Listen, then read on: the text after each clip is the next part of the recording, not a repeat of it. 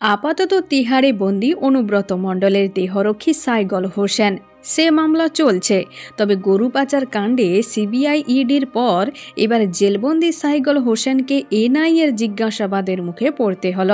বীরভূমের মোহাম্মদ বাজারে জিলেটিক স্টিল উদ্ধার কাণ্ডে সাইগলকে জিজ্ঞাসাবাদ করলেন এনআইএর আধিকারিকেরা। 2022 সালে মোহাম্মদ বাজারে তল্লাশি চালিয়ে একটি গাড়ি থেকে 81,000 ডিটোনেটর উদ্ধার করে কলকাতা পুলিশের এসটিএফ। আটক হন গাড়ির চালক। তাকে জিজ্ঞাসাবাদ করে 27,000 কেজি অ্যামোনিয়াম নাইট্রেট, 1,925 কেজির মতো জিলেটিক স্টিল এবং আরও 2,325টি ডিটোনেটর উদ্ধার হয়। বিপুল পরিমাণ আগ্নেয়াস্ত্র উদ্ধারের ঘটনায় তদন্তভার হাতে যায় এনআইএর। তদন্তে নেমে গ্রেপ্তার হন এক যুবক।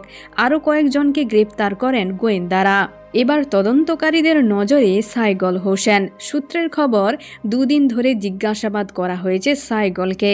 তার বয়ান রেকর্ড করা হয়েছে এবং এই মামলায় অন্য অভিযুক্তদের সঙ্গে সাইগলের বয়ান মিলিয়ে দেখা হচ্ছে।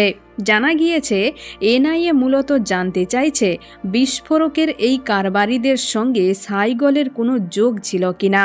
আগে গরু পাচার মামলায় ইডি সিবিআই এর নজরে ছিল সাইগল। এবার এনআইএর নজরে থাকায় কেষ্টর দেহরক্ষীর বিপদ কি আরও বাড়ছে?